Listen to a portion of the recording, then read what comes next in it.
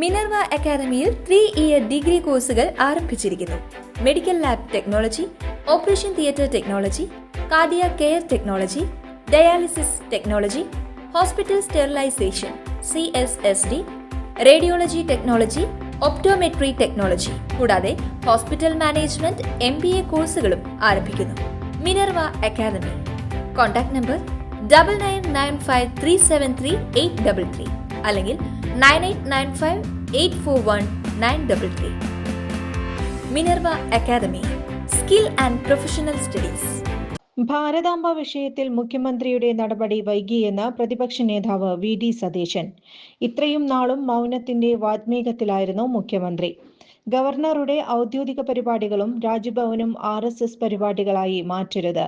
ഇത് ഗവർണറെ ബോധ്യപ്പെടുത്തേണ്ടത് മുഖ്യമന്ത്രിയാണ്. മുഖ്യമന്ത്രി പ്രതികരിച്ചത് വൈകിപ്പോയെന്നും പ്രതിപക്ഷ നേതാവ് പ്രതികരിച്ചു.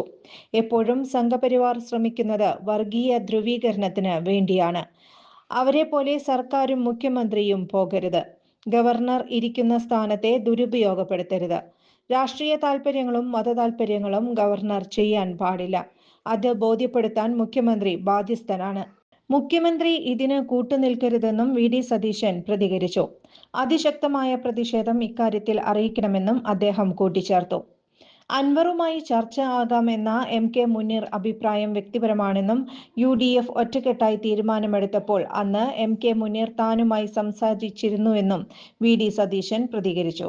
അൻവർ ഉണ്ടായിരുന്നെങ്കിൽ എന്ന് ഇനി ആരും പറയില്ല. ആ വാതിൽ അടച്ചു.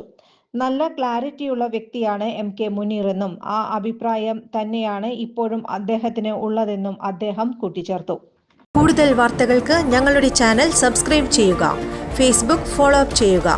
വാർത്തകൾ വേഗത്തിലറിയാൻ Anytime News.